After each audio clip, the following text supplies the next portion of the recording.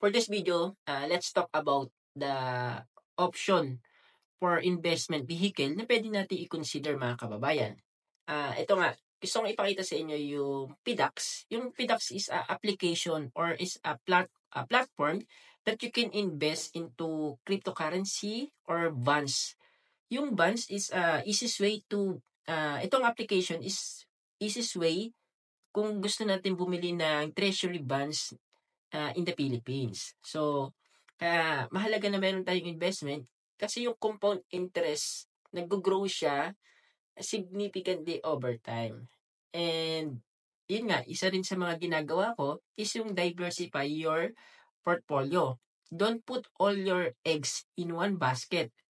Kailangan yung investment natin is in a mix, all assets like yung stocks, bonds, mutual funds, real estate, co-op, ano pa yung mga naiisip nyo na pwede nyong pag-imbisan. Pero, dapat ni-research natin. Ni-research nyo mga kababayan. So, yan.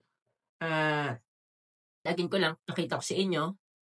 And ayun ba, Michael, legit ba yan? So, yung PDAX kasi is, ito, ni-research ko siya.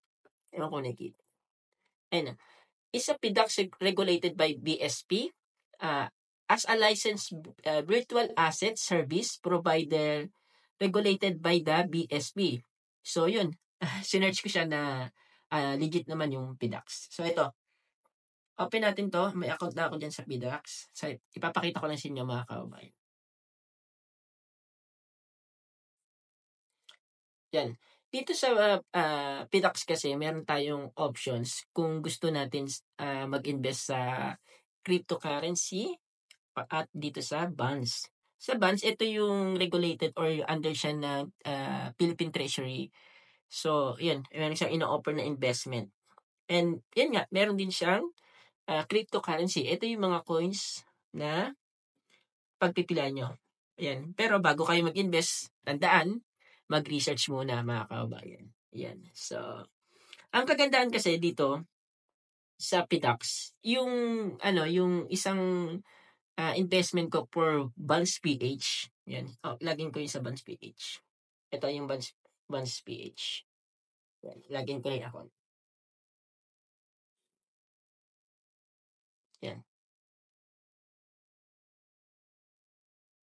So, yan. Yung kinita ko dito, yun naman yung ininvest ko dun sa PDAX. So, kaya maganda siya kasi hindi na ako mahihirapan na kumbaga meron siyang option dito kung gusto kong i-transfer sa